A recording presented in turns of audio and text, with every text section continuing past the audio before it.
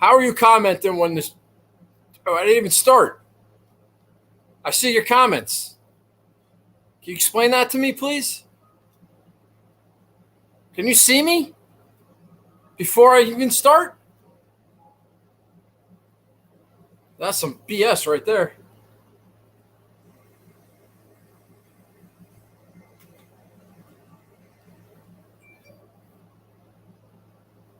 All right.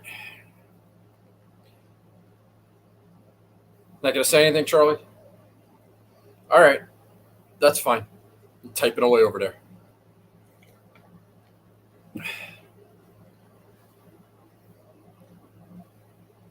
I mean, I need to know if you could see me before I start. You don't know what the hell I'm doing over here before the show. Anyway,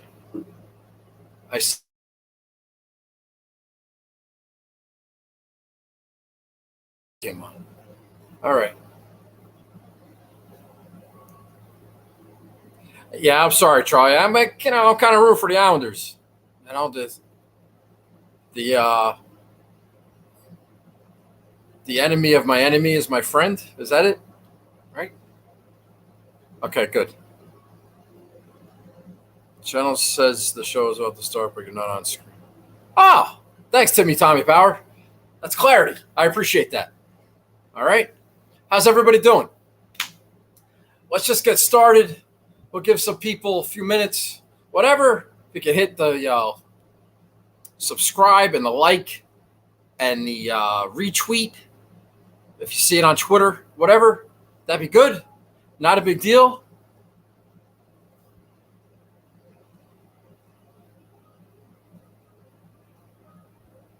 Lighting.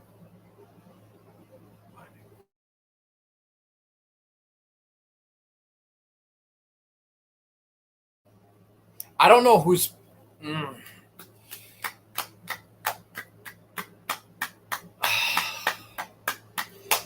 Killing me. You're really annoying me. Give us a good nugget. All right, I will. I'll try. All right. Hi, everybody. I'm going to start doing my thing. I'm going to ignore you for a few minutes. If you want to do anything later on, we'll do it. I don't know how long I'm going to talk about Memorial.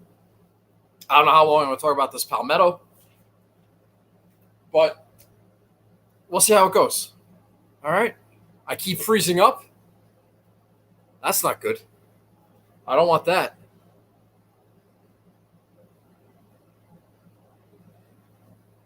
I don't know why I keep freezing up.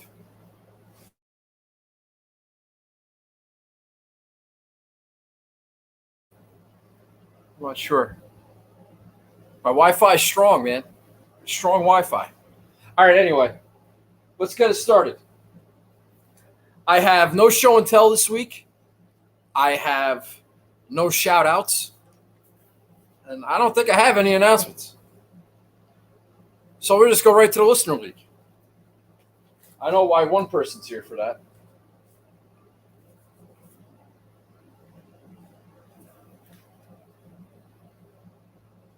Yeah, I don't have any announcements.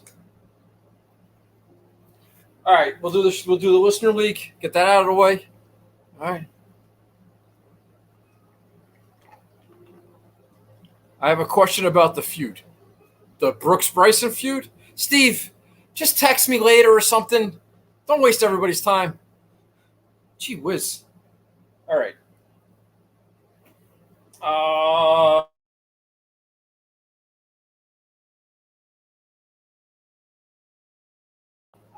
Our winner.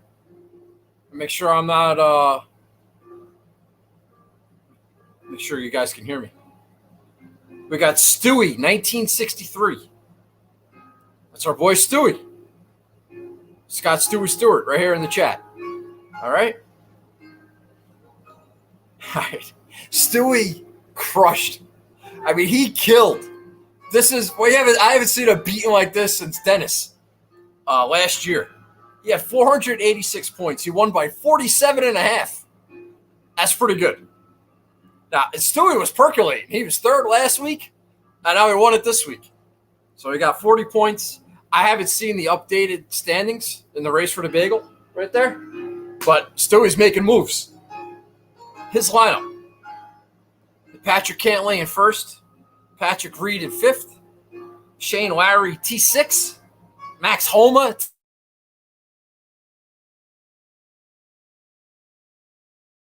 That's 5 guys in the top 20, including the winner. And that'll get it done. Stewie had himself a nice week. I saw they won the Kenny Kim's Listener League too. So good job. I don't know if it was the same lineup or not, but solid work by our boy Stewie. All right, notable top 10s. Notable top 10s, everybody's favorite segment, except CCR. Second place, Lindros 8810. Flyers suck, bro. Finished in second place, you got 25 points. And I will say this, last week, Lindros 8810, Flyers suck, finished fourth, right behind Stewie. And now he finished second, right behind Stewie. A little fun fact. It's very interesting. Third place, we have Billy 11199. I never heard of you, Billy, but you got third place. You got 20 points. Congratulations.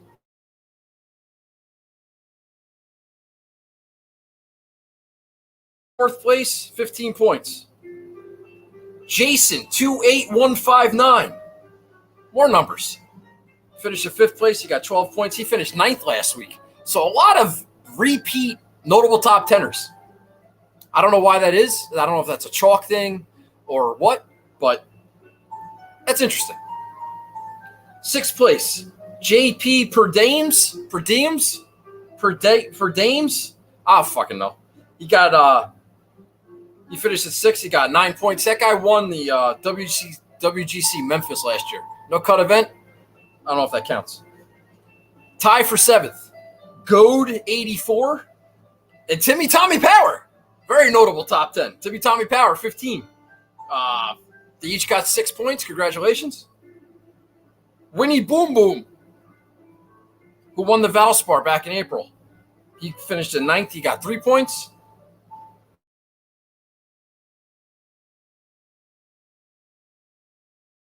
It's actually a notable pain in the ass of everybody. M. Ruvalo, who got 1 point. He won something at 1 point, but we don't care. You know, Charlie and Gio, you guys both finished like 11th and 12th. You couldn't have snuck into 10th place, bumped Ruby out of there. You guys are a pain in my ass, man. Anyway, so congratulations to all our notable top 10 winners. Congratulations to Stewie.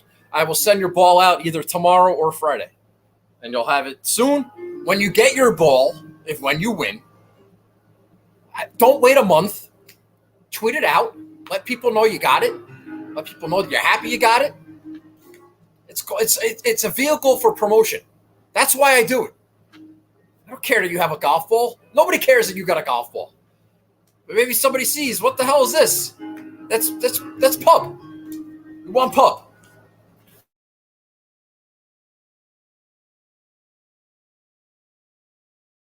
My miserable season has continued.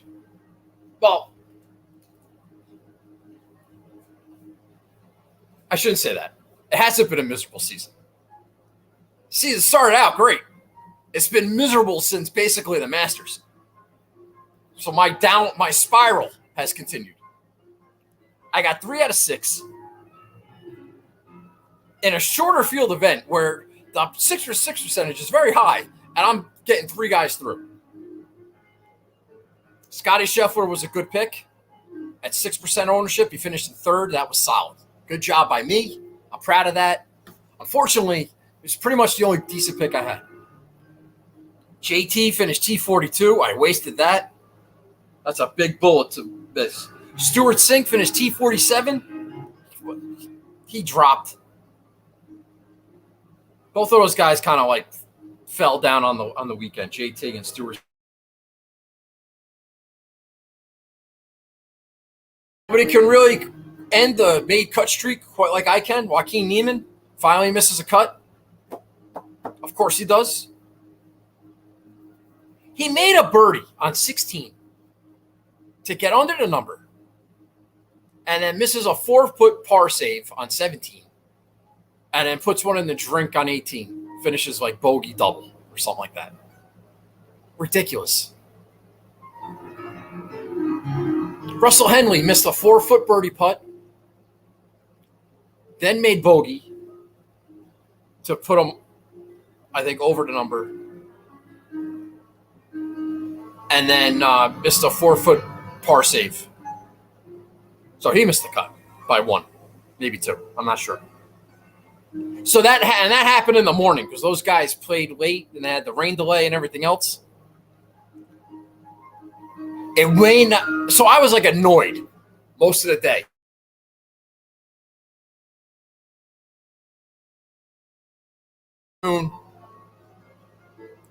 It probably wouldn't have mattered because Doug Gim ended up, instead of shooting 1 under, he shot 4 over. And he missed a cut by $1 million. So that, in that regard, that actually made me feel better. That Henley and Neiman both,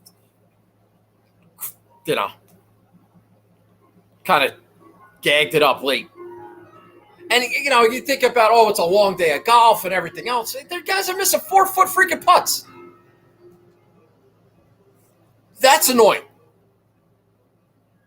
Anyway, Adam Scott finished T16. If I had any balls, I would have played him, but I didn't because I'm ballless. And Emiliano Grillo missed the cut. Stuart Sink, T47. So that whole little rant I did about Stuart Sink winning the Heritage, and you're all playing Grillo because he finished second at the Heritage. T47 is better than a miss.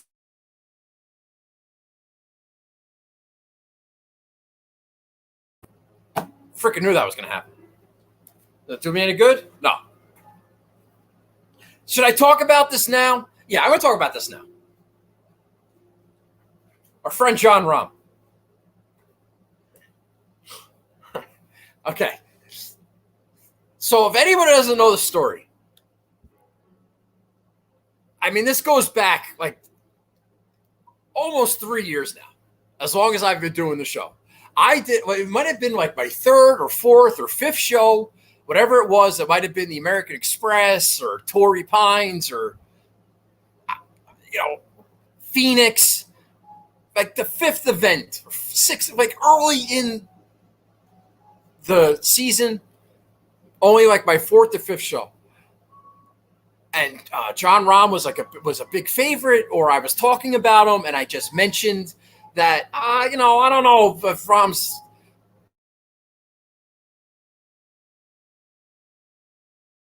it was probably Rudy, got in my ass about that, and then we started arguing. And like everybody knows, my favorite player is Xander, so naturally it's, how can you say that about Rahm and you love Xander? And things just kind of grew from there. But the take always was that Rahm, can we wait until he does something before we put him in the Hall of Fame? So that was 3 years ago. All right, so since then, Rahm's won a few more events. All right, he won a Zurich Classic. He won a Memorial. He won a playoff event. All great.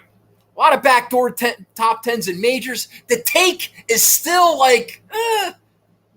it's still out there. There is still some truth to it. It's time, Jon Rahm. It's time. Because people are going to start noticing. These little backdoor top 10s and majors aren't gonna quiet people who've been saying you.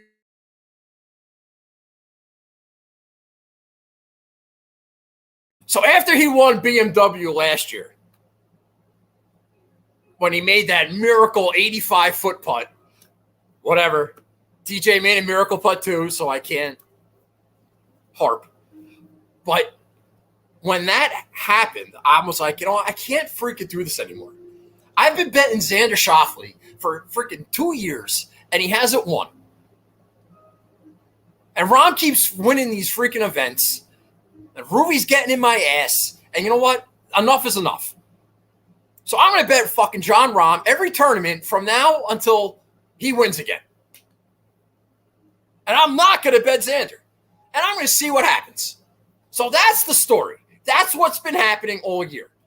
Now, would it have been nice if Xander won the Tournament of Champions? Yes. Or Phoenix? Yes. Or Torrey? Yes.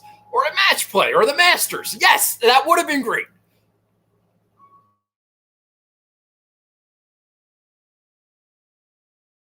It's a bad job by me. That's me going against my word. Xander, that is. But Rahm, I have Rahm tickets since last year. The only time I didn't bet him was the Tournament of Champions and the team event with Ryan Palmer. Because those events don't really matter. Like, yeah, go ahead, John Rahm. Win another bullshit event. Go ahead. Have fun. That doesn't bother me. So, now I have a bet on John Rahm, and he's winning this event by 6 shots. And he gets pulled off the course. You guys all know what happened. It's fucking unbelievable. It's fucking unbelievable. But technically, John Rahm still has not won. Does it have anything?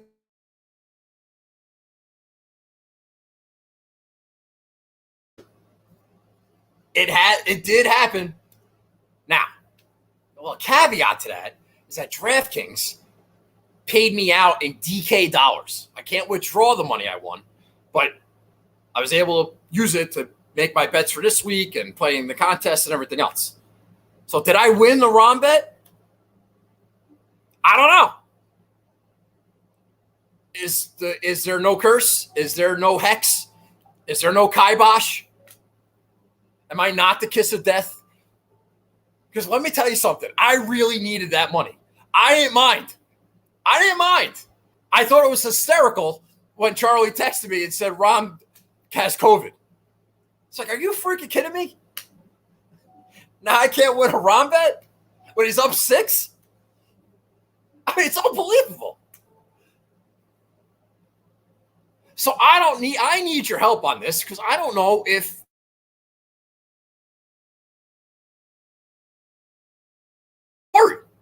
I need to know that.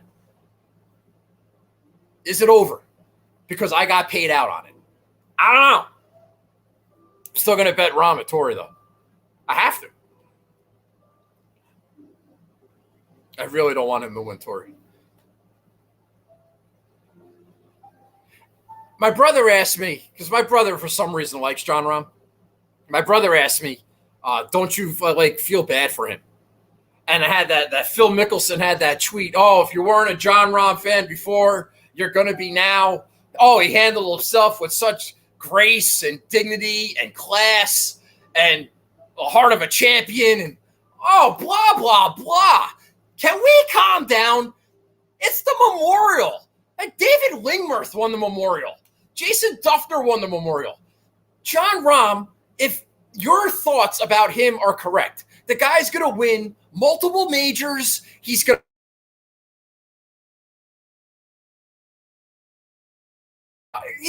make $100 million, $50, $150, $200 million in his career if he's as good as you think he is. You really, who gives a shit that he didn't win the Memorial? Oh, cry me a fucking river. Who cares?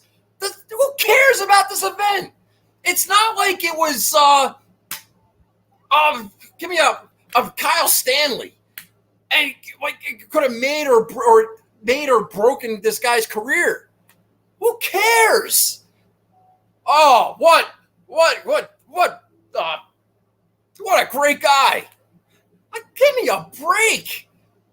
You should have gotten tested, or you should have gotten a vaccine. Who cares? This Memorial is going to be on your leg. You just won it. You just won it last year. So what? Now you're not a 2-time winner? Oh, well, you got 15 more chances to win, and you're going to be fine. And 550 FedEx Cup points. Who gives a shit? This wasn't a major. This is not a legacy tournament. What the hell are you talking about? Who gives a shit? Oh, it's so unfair. Who cares? These tournaments don't matter. God. So anyway, so that's why. That's pretty much my thought on that. I don't. He should have won. I had a bet on him, and he didn't win. Oh. What can I? What do you want me to tell you? Those are the facts. Those are the facts. All right. 8:20. Let's move on. One and done. Memorial. Hovland.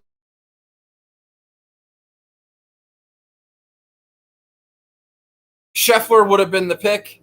Obviously, I already used Cantlay. I already used, what's his name? Morikawa.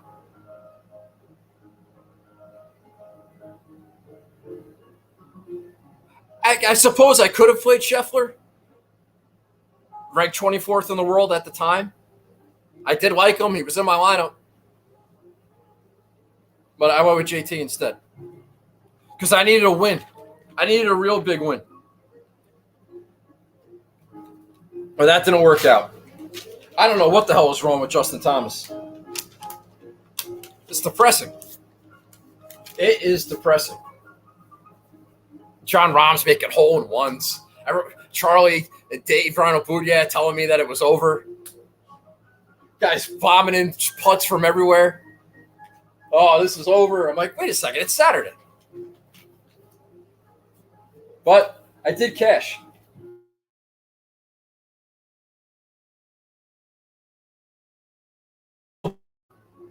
It's unbelievable. If you look at the top 25 from Memorial, Spieth, Bryson, Rory, Morikawa, all finished in like the top 25.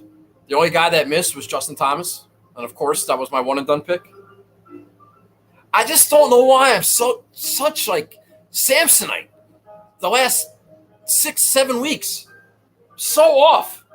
Even Rahm scored better than a lot of these guys. And he only played 3 days.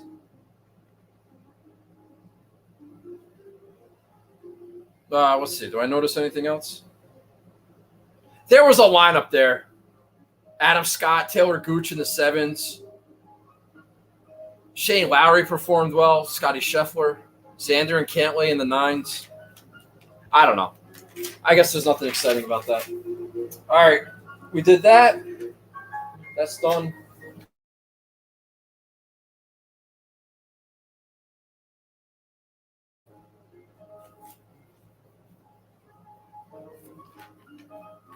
Wasn't a major. Why would JT care?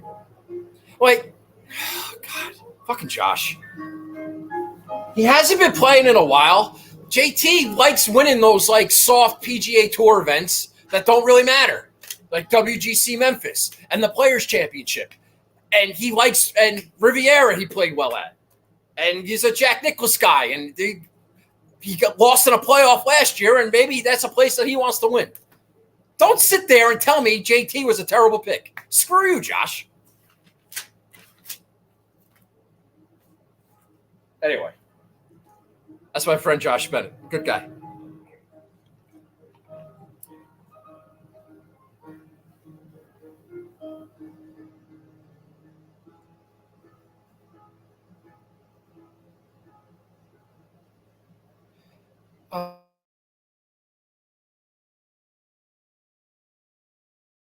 He said he can't. He was talking about Torrey Pines specifically, or big ballparks.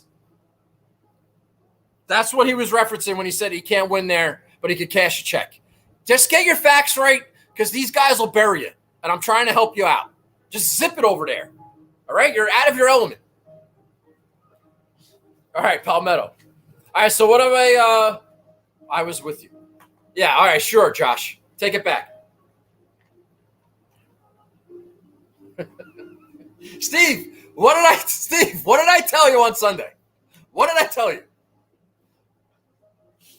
All right. Palmetto. All right, so what am I looking for? It's been a very confusing couple of days. I'm not going to lie. All right? I really don't like these golf courses where I don't know anything about them and I don't know how it's going to play and I don't know what skill sets are necessary. The box. And I hate that. But based on what I listened to and what I heard, I kind of came up with my own. What did this make me think of? My lineup sucks. I'll tell you that right now. My lineup sucks. But I think everybody thinks that their lineup sucks because the field sucks. However, we're going to do the best we can. So this is what I was thinking. All right, we're talking, keep hearing about firm and fast. Firm and fast. It's going to be firm and fast. It's a long golf course, but it's firm and fast, so it's going to play a lot shorter. All right, we heard that everywhere. But now we got rain, and it's a little bit softer. So then it's not going to play as firm and fast. It could be easy. It could be easy. If it's soft, and maybe the PGA Tour wants to water it down a little bit. So maybe you want approach players to just make a lot of birdies.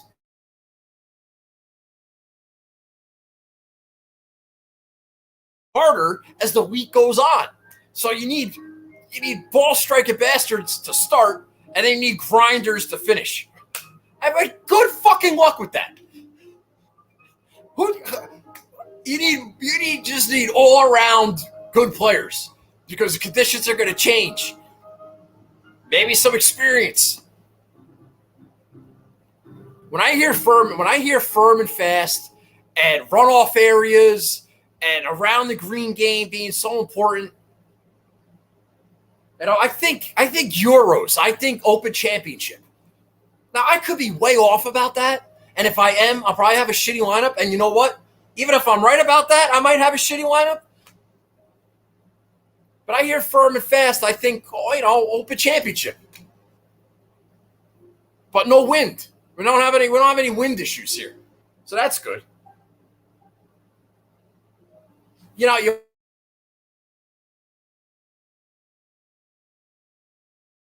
It's a skill. It's a skill set. That type of game. That's a Euro game.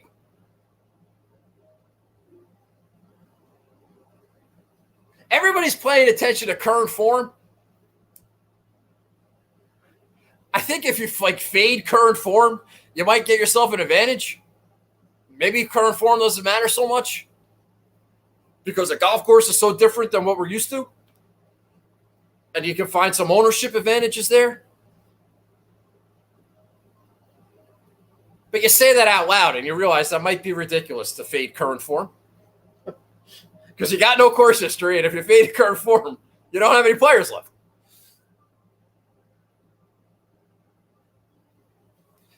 Next week's the U.S. Open. A lot of guys in this field above 9,000. Is it 9,000?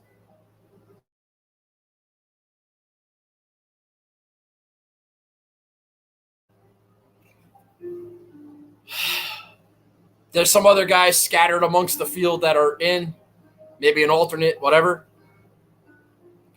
Try to stay away from guys that are playing in the U.S. Open next week. We get some rain. We get a delay. It's going to be hot. Guys want to get out of town. An early WD, fake an injury, whatever. I'm eliminating that problem as best as I can going into the week. Next week's the U.S. Open.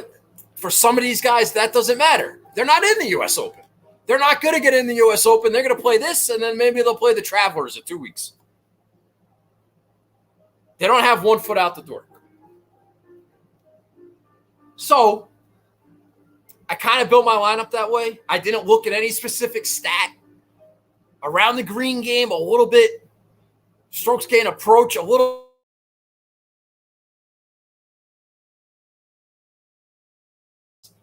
A lot of feel. It's hunch. It's, ownership. It's just like, who gives a shit?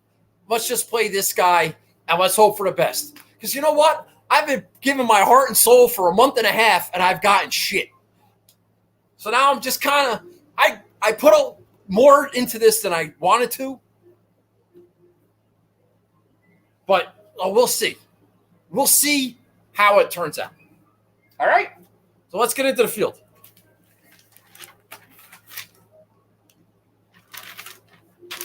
Wait, hold on. Hold on.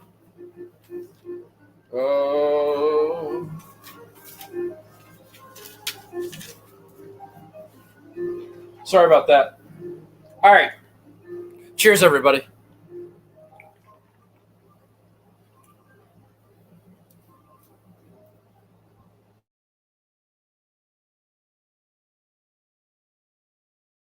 Don't watch the show.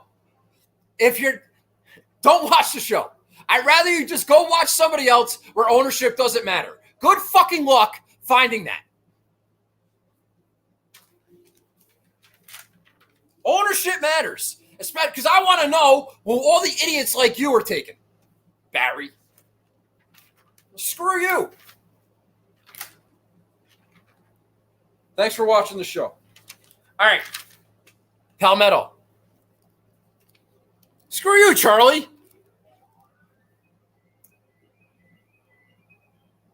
All right, DJ. He's 24% owned. I don't know why. Maybe because he's only 11.4. Maybe if he was higher, he'd be less owned. But, I don't really worry about ownership that much. So, everyone's saying fade DJ and Brooks. I agree with 50% of that tweet. Trademark Charlie.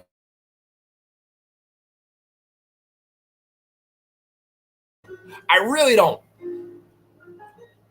Brooks always play the week before a major. It's hit or miss. Sometimes he'll top 10. Sometimes he'll, top 50, tie for 50th or miss a cut. He's experimenting. Could be healthy. He probably hasn't played golf since the PGA Championship. You know that going in, but that may not matter. This is a tune-up. It's a scrimmage, but he could top 10, and it might be worth it. I'm not playing him, but it might be worth it. Terrell Hatton's 25% owned. It's the highest, I think, on the slate. And I get it. He's a Euro. But when I heard every yards and it's going to play firm and fast and it might be hard and you got to have a good around the green game, that really only made me think of one person, and that was Fitzpatrick. And for whatever reason, maybe because his odds to win are so low, nobody seems to be picking Matthew Fitzpatrick. He's the lowest owned of the guys above 10,000. It's still 17%, but that's not 20. And I'm telling you, nobody's betting him to win it, because how the hell do you bet Matthew Fitzpatrick at 14-1 or 15-1 or whatever he is? Okay, I get it, but I like Matthew Fitzpatrick. I think that, based on what I heard about the golf course, if it plays that way, he may.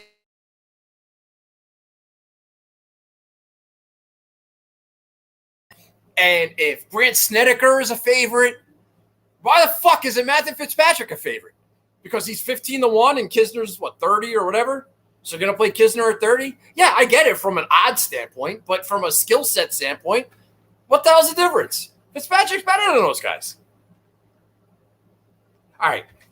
He got to go off to a bad start at Memorial, first round 75, ended up missing the cut. He was 23rd at the PGA.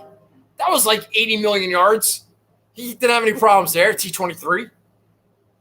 Fourth at Heritage, missed cut, 23 missed cut. So 2 missed cuts out of his last 4. Hey.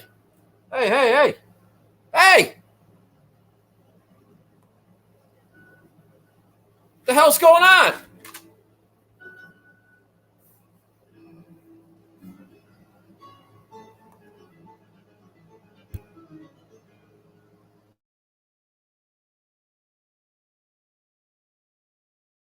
I here?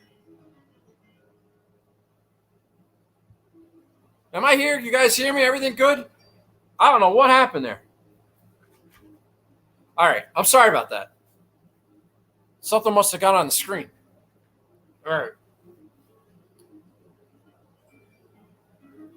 So firm, fast, long golf course, like a Bay Hill, or even halfway decent at Augusta. He's 26% in birdies or better percentage. I don't have a lot on Fitzpatrick. He's the only guy I have on my team that is playing next week. Am I worried about that? Yeah, a little bit. But since we're here, I might as well say it. This championship, the purse isn't bad. It's replacing the RBC Canadian Open. It might be a little bit less. So maybe the numbers are screwed up, but it's like 17th out of 32. It's one of those mid-tier things. Matthew Fitzpatrick is 21st in the OWGR.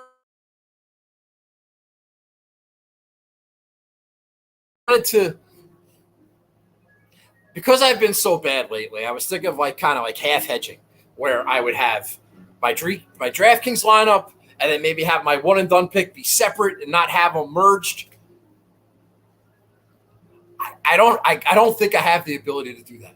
If I think I have a solid one and done pick, I'm going to put them in my DraftKings lineup because I'm greedy. And I'm going to be mad if I have the one and done pick right and I don't have them in my DraftKings lineup. Now I'm going to be mad if I have my DraftKings lineup and I pick a guy on one and done who I didn't really like. So ultimately, I had to put Fitzpatrick in my lineup, even though I almost played a lineup with nobody playing the U.S. Open next week, which is hard to do and leaves a lot of money on the table. Anyway, so I like Fitzpatrick. These are Bermuda grass greens. I don't know. I didn't really go nuts looking for events from 12 years ago to find my guys. It's kind of just nuts and bolts. Matthew Fitzpatrick, nobody's really talking him up. Nobody's really betting him. His ownership is lower, and in my opinion, fits the golf course almost better than anybody. Like if Patrick Reed was here, everybody would love Patrick Reed. Big golf course, got to be good around the green. Yeah, same for Fitzpatrick. Same thing. And Fitzpatrick might be a better long iron player.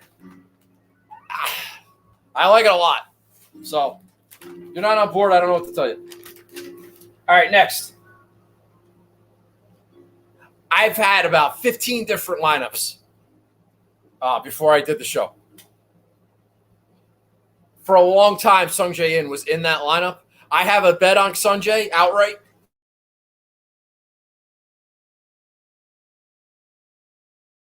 Andy, me and my buddy Andy Lack, we've been going back and forth about Sung Jae. It was kind of innocent how it turned out, but then he gave me a whole bunch of numbers. I'm like, all right, I'm in.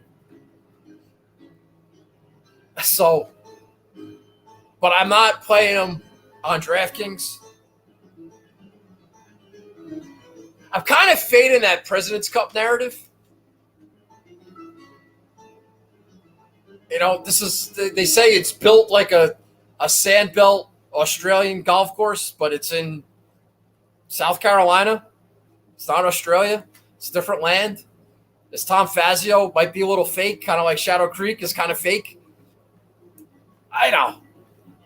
It's not a it's a replica. It's a replica course. It's not authentic. It's not an authentic Australia. I'm fading the President's Cup narrative. It's a hunch.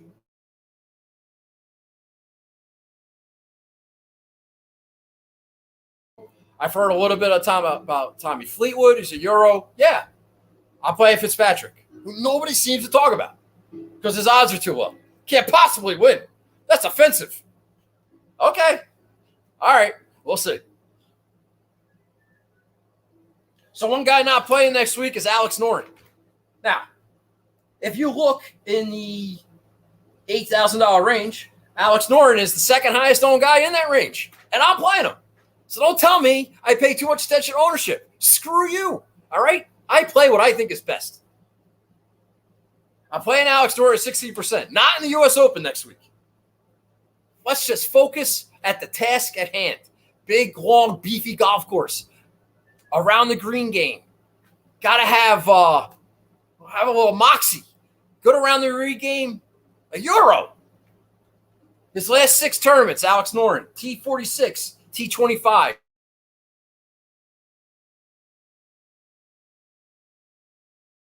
There.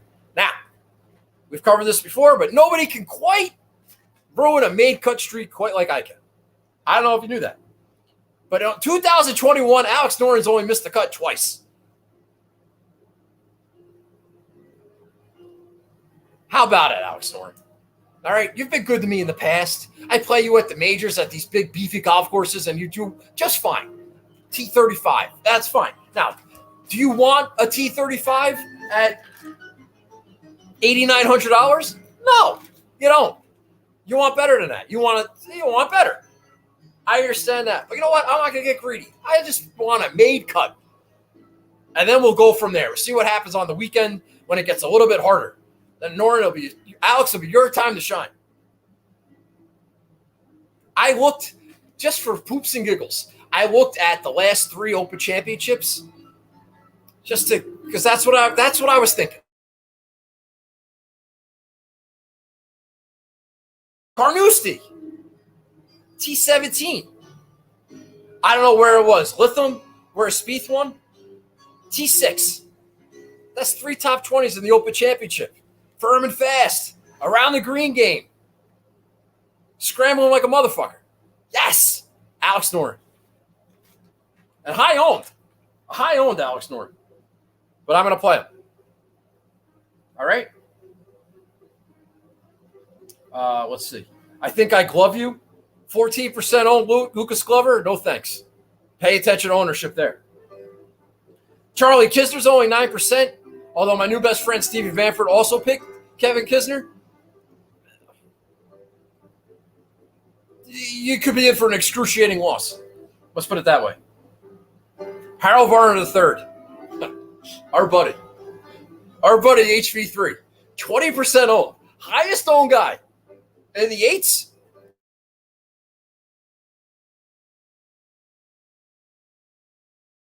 Is my dad's one and done pick for the week. Believe it or not. Shocking, I know. Pops go with HV3. That's a Rob Bolton special right there. I know the guy's from Carolina, but that doesn't mean anything. Harold Varner hasn't done anything, like ever. When he finished the top 5 at the Byron Nelson, he was like 3% owned. Nobody was on him that week. That was a good week to play. Now he's 20% owned. What are you doing? What are you doing? I mean, this high ownership, low talented golfer award every week is like named for Harold Varner and Cameron Tringali. And now it's actually Harold Varner because you guys don't know when to stop. I know he's a nice guy, does a lot for charity, and he's the best, and we're all rooting for him. Yeah. But he's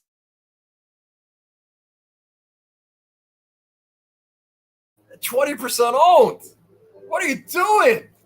Guy's got like 6 career top 10s. Maybe 9. It might be 6 if you don't count the swing season. Something like that. I don't know. I looked it up once. It's not like he's had a boatload of top 10 since that number. That number is low. Anyway. Now, I shouldn't throw stones because being like a schmuck, I play Russell Knox every week. Russell Knox, 5% owned. My boy, Russell. Now, his last missed cut was at Colonial when I played him. Yes. Came back with a nice T57 last week. That's a made cut.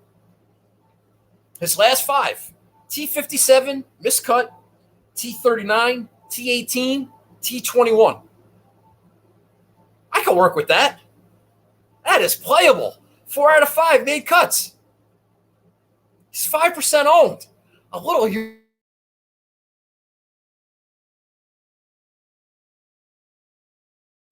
Try to take that putter out of play a little bit. Russell Knox has got moxie. don't care what anybody says. I know I play him all the time, and he kills my lineups, and I'll probably play him again at the Travelers if he craps the bed this week. But I got a 15% Brandt Snedeker, who a lot of people like, or my boy Russell Knox at 5% ownership. One of the things this event made me think of, and I talked about this with another one of my friends, Steve, kind of has like a Trinity Forest feel to it. You know, that was supposed to play firm and fast, but it never did because they watered it down and it rained and everything else.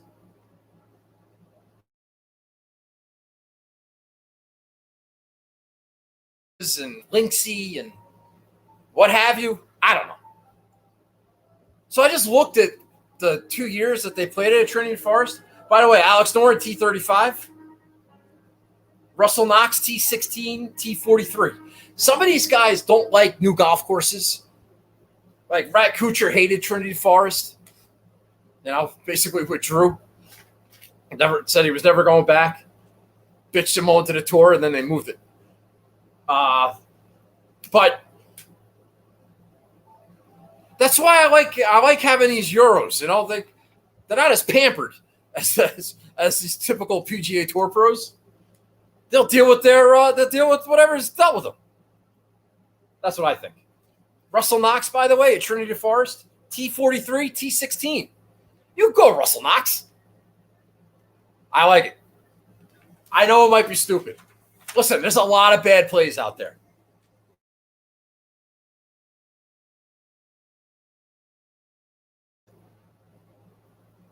Vegas is in the U.S. Open, by the way. 1 foot out the door. I had Snedeker in my lineup, so I don't want to besmirch Brandt Snedeker. I had him. I changed my mind. So, a lot of different machinations. I'm going with Russell Knox. I'm going with Alex Noren. I don't know what else to tell you. All right. I'm playing a guy who I don't think I've ever played before. Actually, that's not true. The first year I was in one and done, the first event of the year was the Century Tournament Champions. I played this guy, and he finished 4th. It was a great pick, and I'm like, oh, this is easy. This is easy. I don't know if I want to skip all the way down here. Hold on. I'll get to him because he's not a –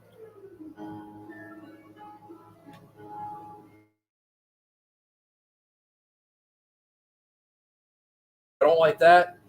Luke List is 17% owned. Just say that out loud if you don't think it sounds squeamish. I always play Matthew Neesmith. I almost did. Remember those days of those 18, 20% Matthew Neesmith days, ball striker bastard? I don't know if that's going to matter. I don't know how important. It's probably important. Even Lucas Glover, Mr. King ball striker bastard, ambassador to this event. Even he said he's not sure how much ball striking is going to be a factor this week. I don't know. That quote may be taken out of context. I'm paraphrasing. May not be accurate at all. Like I said, I did a lot of machinations. But I switched from Matthew Neesmith at 7,800 to Pat Perez at 7,700.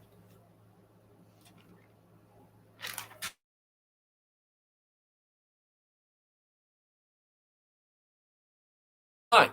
All right. He's percolating. Listen, Pat Perez has had a lot of injury problems. He's got he's a WD threat. I know that. He's miscut, made cut, very inconsistent. Stop playing in the U.S. Open next week. He's 9% owned. It's not terrible. A couple of fun facts on Pat Perez. At that Trinity Forest, he's got a T12. So maybe this style of play suits him.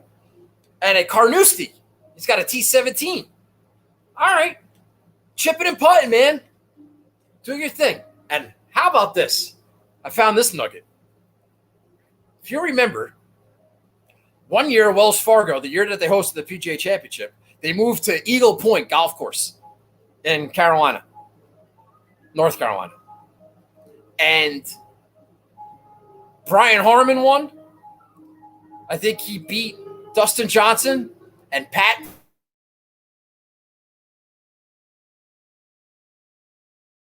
Tom Fazio. Does that mean anything? I have no idea. All I know is Pat Perez finished second at Eagle Point, and that's a Tom Fazio designed golf course. It's a hunch. I have a feeling. I feel better about Pat Perez than I do Matthew Neesmith. Better around the green game, probably a better putter. Well, you know, why not? Why not Pat Perez? We're playing my guys, right? Alex Noren, Russell Knox. Here's an oldie but a goodie. Actually, an oldie but kind of stinks. Gonna play Rory Sabatini. 7,600. Coming in at 3% ownership. Way under the radar. People don't even know he's in the field. That's how under the radar he is. His last two, T67, T26. Coming in hot. Right. Trinity Forest. T5, T13.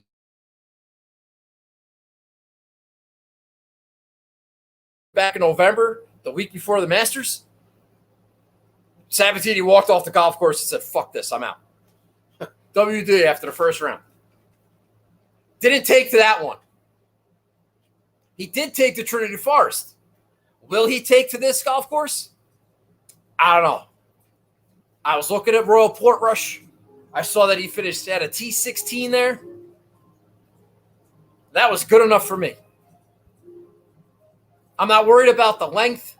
Sabatini finished 10th at Torrey back in January this year. And if you do want to do some agronomy,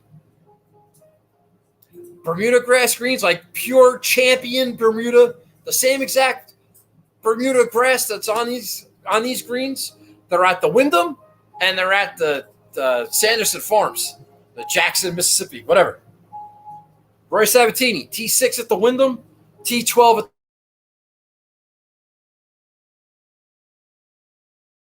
putts at those events. Maybe he makes up putts at this event. He's 3% owned. Why not? He's got his yellow ball. Go out there and ball. All right? That was stupid. I almost played Seamus Power. He was in my lineup. Ben Martin is 16% owned? What the fuck are you doing?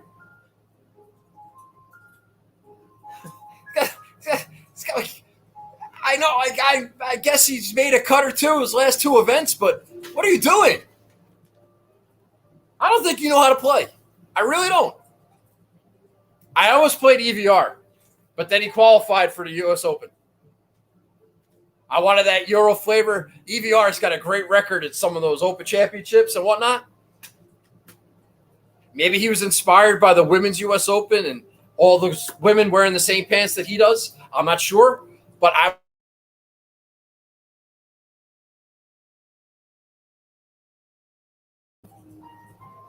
thought about Benny On. Tommy Lewis. I almost played Tommy Lewis. Great record in the Open, under the radar Euro. I don't even know what his ownership is, but it's freaking low. And I did some research, and Tommy Lewis won a Corn Ferry event last year in the fall at something Gardens. I don't remember. Gardens? Windsor? Something. I can't remember the name of the golf course. But for whatever reason, I just clicked on the golf course, and you know who designs that golf course? Tom Fazio. What are the odds? Well, Tommy Lewis won a Corn Ferry event on a Tom Fazio designed golf course. I'm just saying, his recent form has been terrible. I understand that, but he's a Euro.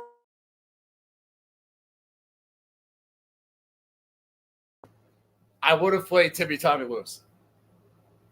I ran out of money, but I like that play. I almost played Big Dick Nick Taylor. Love me some Big Dick Nick Taylor. Don't cut that before I say Nick. I almost played Nick Taylor. He's made a couple cuts in a row. He's in that Russell Knox mold. But no, we're moving on. I think I ran out of money. You know who I ended up playing? His ownership's a little high considering who it is. But I kind of like the play. I would have taken a chance with Bronson Burgoon. He's 7% owned. But his last 3 starts, he's got 2 T13s. Does that mean anything? I have no idea. It means that he's going to be 7% owned. That's what it means. Trinity Forest, T16.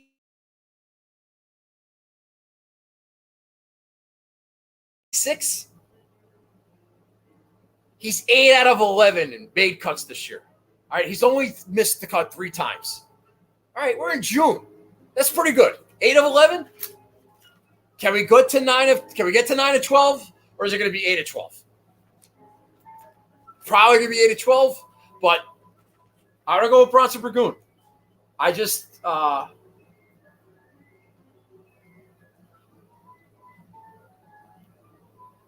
looked at Adam Schenk. I looked at Kramer Hickok. All these guys in the 7s. I decided to go with Bronson Burgoon. I think I saw something in the stats that I liked, but I don't remember what it was. I didn't write it down. I didn't care. A couple guys in the 6s I think are interesting. Based on everything I've said. All right, Open Championship. Keep the ball on the ground.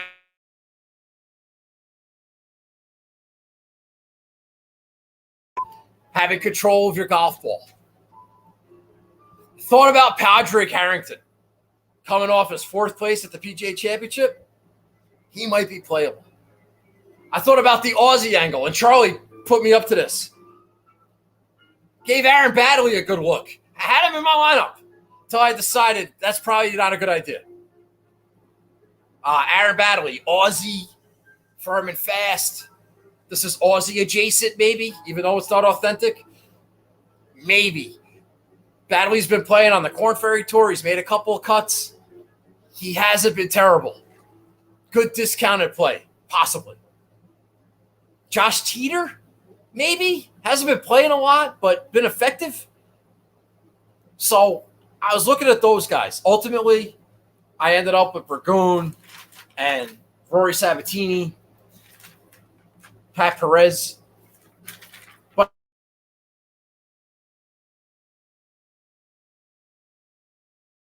I think Baddeley might be sharp. Kramer Hickok, maybe. Padraig Harrington, but I don't have balls. I tell you this every week. If I had balls, it'd be a lot easier. Got no balls. So you're playing multiple lineups, maybe throw one of these guys in one of your lineups. I don't know. Do whatever the hell you want. I have to die on hills. All right? I'm only playing one lineup. All right, I think that's all I got. I'm taking Fitzpatrick as my one and done. I think I mentioned that. My dad's taking Harold Varner III. He's saving guys for the last segment. I don't know why. I think it's a waste of time. All right, that's it. If you guys like and subscribe if you haven't already, retweet the show on Twitter, maybe a quote tweet saying something nice about the show or tell me something that you like. I don't care. Just do something. Just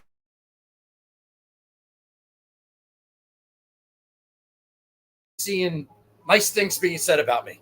All right, call me selfish. I'm going to hit the new comments button, and if anybody has any comments or wants to talk about anything, we can talk about it. Next week, I will be in San Diego. We will be on location for the U.S. Open show. I'm doing the golf gambling podcast on Monday night. That'll be up Monday night, Tuesday morning. You can check that out. I'll be on with my boy Boston Capper and Steve, breaking it down as best we can. I don't know how final will be. I fly out on Tuesday, and I will do the show Wednesday from San Diego. That'll be exciting. Do I have anything else? Let me know if you think I am allowed to bet Xander this week or next week. I need to know if you think the jinx is over, kiss of death. All right? I'm going to hit the comment button. And if you have anything, let's do a little.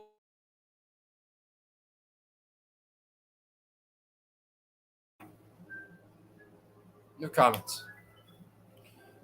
Scott Brown week. Timmy Tommy Power. I have a first-round leader bet on Scott Brown. How about that? Great call. I was thinking the whole Kisner-Scott Brown combo and led me to that. Good job, Timmy Tommy Power. I tell people at work. Very excited for you, Nagel. It's going to be a great time. Are you bringing the map with you? I am not, Josh. Don't be a jackass. Kisner as South Carolina grinder angle.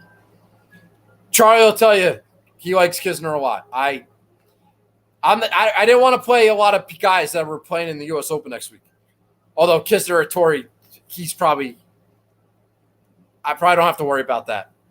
Wow, rolling big time. Pack sunscreen. Thank you. I will pack sunscreen. Thank you very much. Smart man, Vegas first round leader. I don't hate that, Charlie. Katira is sneaky good form. Yes, he is, Eddie. I agree with that. My new best friend, Stevie Vanford, also likes Keith Mitchell. Could be in for a devastating loss. I'm not a fan of Keith Mitchell. I met what's his name? The caddy. What's Crunchy Pete? He was awesome. Keith Mitchell broke my fucking spirit, heart, balls at the Honda. He's such a specific player. Now, what's Keith Mitchell's skill set? He's not a ball striking bastard. He's not. I don't know what he is. He's like good on. He's occasionally good on Bermuda grass greens. That's not good enough for me. Bet Xander. Well, Steve, you're the kiss of death too. I don't know if I should cheat you. I bet Varner like your dad. Well, you shouldn't have. Thoughts on Higo? I have none. And screw you, Barry. Gio gets it. Thoughts on Poston? Poston's in the U.S. Open, and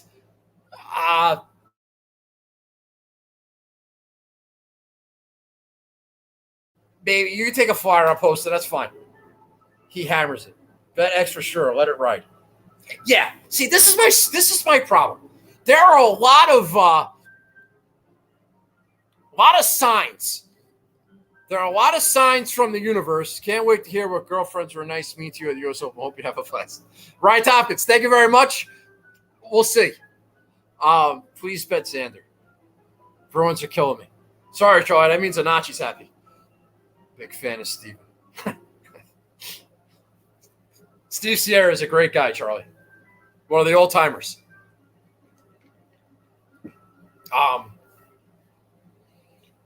Just hear me out if you're watching. It's Father's Day, right? I've been planning to go on this trip forever. Xander hasn't won in 2.5 years. I'm going to be with my brother on Saturday. Sunday is Father's Day.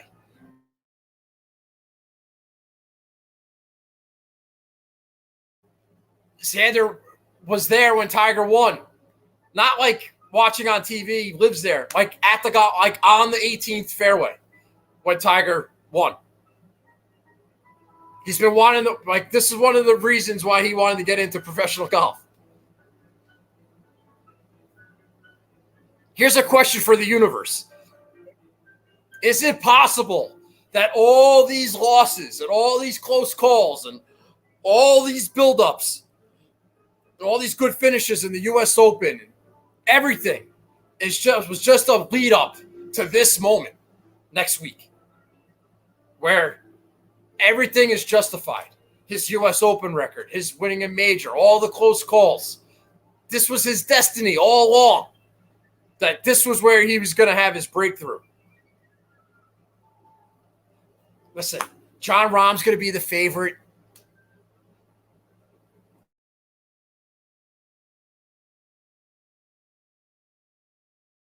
It's Xander's home game. And you got the, Bryson's defending champion, and Brooks is, Brooks. He's back. He just finished second in a major. Is he going to finally get back? Maybe. Like, Xander just switched his putting grip. Now all of a sudden he's anchoring. Legal anchoring. Maybe he makes a couple more. All he has to do is make a couple extra putts over 4 days. Maybe now he'll make some putts. Like it's all aligned. It's almost too perfect. And you got assholes like Barry saying, hey, he can't win. He sucks. He's a choke artist. It'll never happen. And he blew the Masters. And even though he was down 2 shots with 3 holes to play, he blew it somehow. And maybe just be a win for the good guys. And what about me?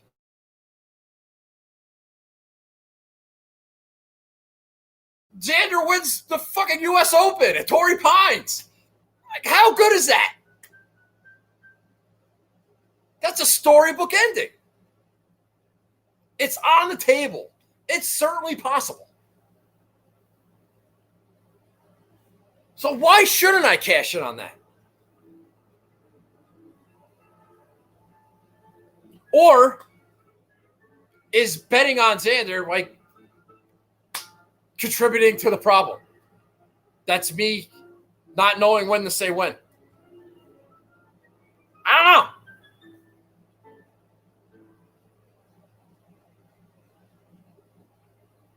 Gonna have to wait and see. I only saw one article so far, and of course the guy picks freaking Xander.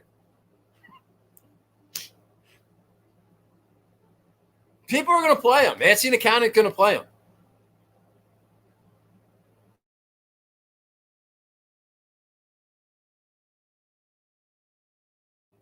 What can I do? All right.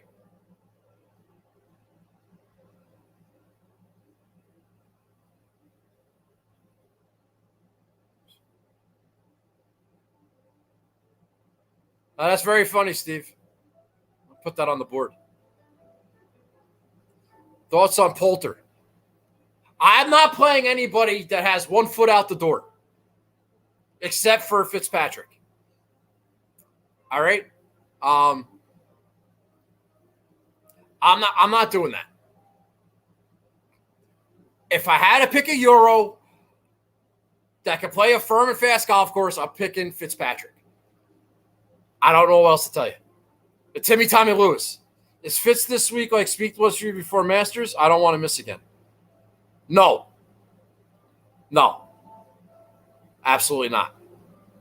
Speed was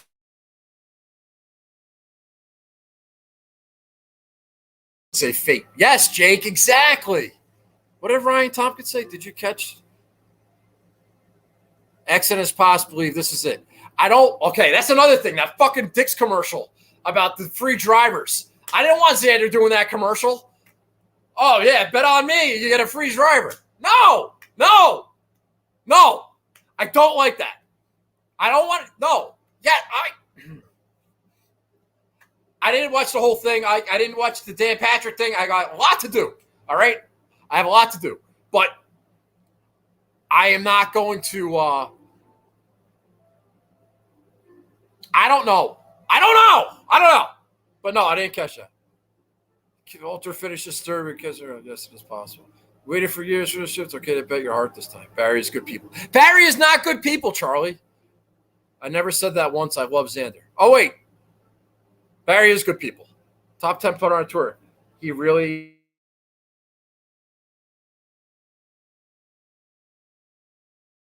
Did you hear what he said about it? He addressed this topic. Did you hear what he said? He talked about being a top 10 putter on tour and still changing it and arguing with his putting coach. But it takes the nerviness out of your hands to lock it up against your arm. It's easier and it's legal. So why not do it? He thinks it should be illegal, but it's not, so he's going to take advantage. That's what he said. I bet Xander for the first one at 51. I like Xander. I don't fall in love with golfers. Well, screw you, Barry. All right? I'm in love. All right?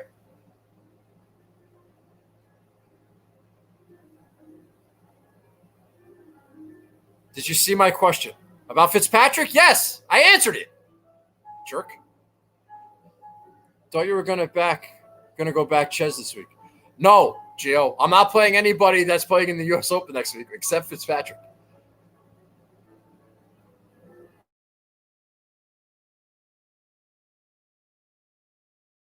No such thing as a jinx. Xander will win next week.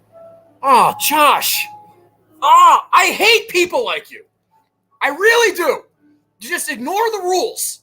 Like they don't apply to you. You're a fish in the microwave guy. Just zip it over there. Thoughts on Lexi's Sunday meltdown? Tough scene. Yeah. I don't like Lexi Thompson. I'm a Corda guy. I hate watching Lexi swing. She looks like a weekend hacker. It's unbecoming of a professional, her swing. She looks like a Jim Furyk swing or a Webb. Just herky jerk. I'm not a swing coach. I just know what looks good and what doesn't. Look, it works for her, fine. Well, maybe it doesn't work for her. You can't count on it coming down the stretch.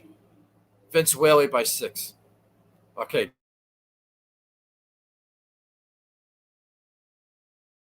Form will help keep him in the mix for the captainship for Veronica. Ted, I think he's going to be on the team anyway. That Euro team stinks. They're going to have Poulter on the team.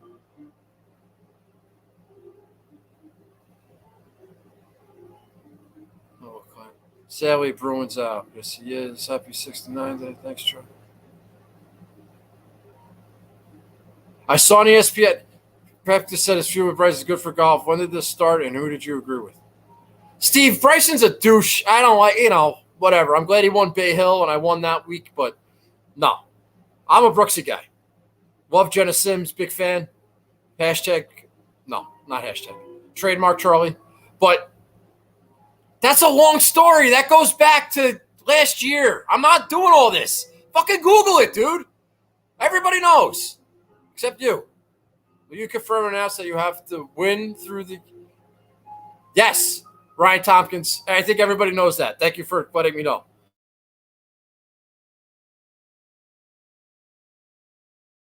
Bagel.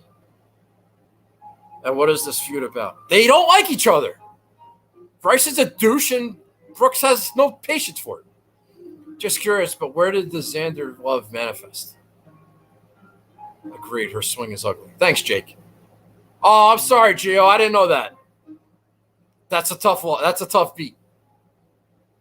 Barry, the week before I started this show, I had bet Xander to win at the Tournament of Champions, and he came back and he shot like a 61 or 62 and beat Gary Woodland. And I was like, I freaking love this guy. He's the best. And then I started the show, and it was kind of like, Xander's kind of like my guy. It wasn't full blown. But then as we got along, it got more and more into it, and people were saying, Xander's a little under.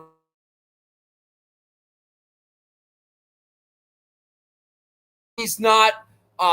He hasn't won any real tournaments, and he's not an elite player, but he was a top 10 player in the world at the time. And, he's not elite. He doesn't belong with these guys. It was like really out of spite. And when Xander first came on the scene, I wasn't like, I don't really buy hype ever. I didn't buy hype on Morikawa and Wolf and Hovland or Zalatoris. I don't buy hype. You have to earn it. You got to show me something, and then you got it. You either have it or you don't. Because we've seen a million guys come in and do nothing, and it's a waste of time. So when the Xander came on the scene, even when he won Greenbrier, he wasn't even on my radar. But I was at the U.S. Open at Shinnecock Hills, and Xander finished top 5 at Erin Hills the year before. And I'm sitting there at Shinnecock. I'm following Justin Thomas. He's playing with Matthew Fitzpatrick. And I see the leaderboard.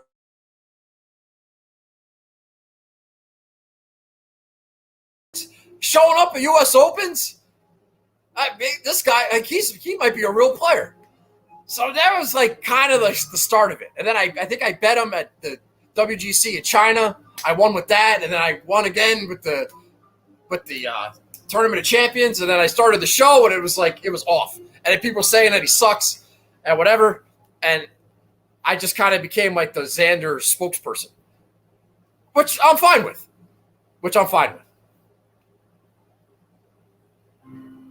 The first event I followed Xander around was at the PGA at Bethpage Black.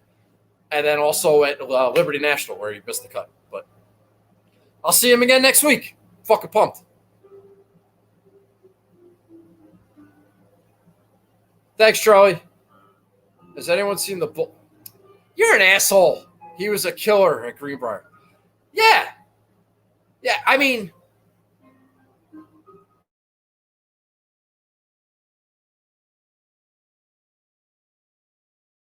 that is a concern. That is a concern. And he just addressed it. He's talking about changing his mindset and thinking differently now that he's an elite player and he's not really an underdog anymore. And how he's got to – if I talk to Xander next week, I have something to tell him. I think he might appreciate it. Or maybe I'll tell his dad. Pass it along.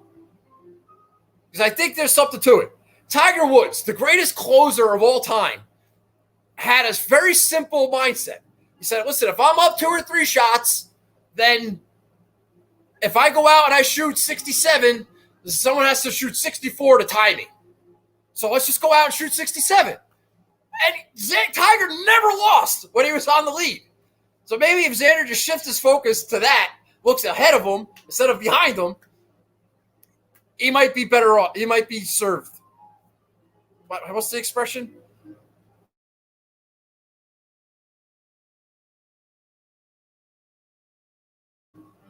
All right. Anybody got anything else?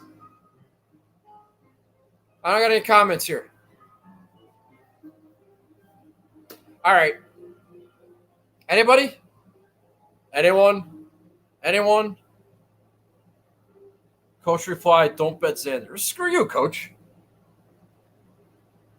Nagels will give Xander a swing tip. What is your problem? What is your problem? We have very limited number of assholes here. Like, you don't have to be an asshole. Nobody is amused by it. Except you. That's not funny. It's just a pain in the ass. You're talking about bulges and I think you're right, Ryan. I have to. But is it more significant if I don't bet him and then he ends up winning?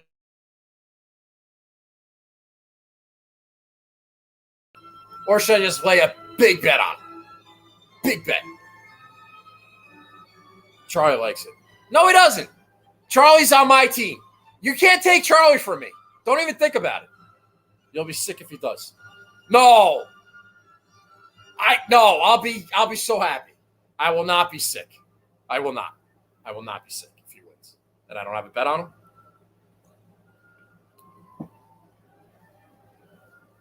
Maybe I will be sick. Don't you think Xander and Rahm are on similar paths? It's a great question, Barry.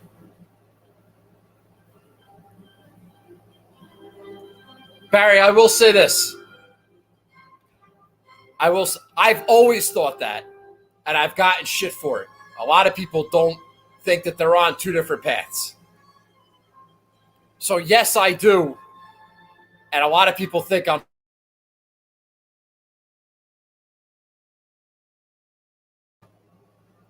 As much as I say Ron really hasn't proven anything, Xander hasn't proven anything either. Like, let's not get it twisted. I'm well aware of that. The Xander thing has never been my point as far as Rahm is concerned. My point is always, like, they're 2 different things. Fade Luke Lucas week. Big bet for sure. Look forward to next week. Sorry, I love you, Nagels. Well, just stop being a pain. Like, it's not that hard to not be a pain. Do you want to contribute to the program? Contribute to the program. But don't waste my time. All right, I'm going to go. I'm done with this. All right. Good luck this week. We'll talk next week. We'll go over the price. We'll do everything. We'll be live in San Diego. I'll be very excited. And, maybe I have a good week this week. I got some outrights. I got some money on Kisner. Do I have money on Kisner?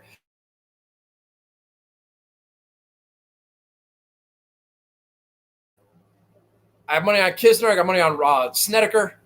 I got money on Sungjae, Fitzpatrick. I think that's about it. A first-round leader bet on Scott Brown, of all people. All right, I'll be a millionaire. Safe travels. All right, I'm going to go. Thank you very much. Yes, safe travels. Okay, one last time, just hit the like and the subscribe and the retweets and maybe a comment or two, and I appreciate it. Good luck, and I will talk to you next week, live from San Diego. How about that? All right, bye-bye.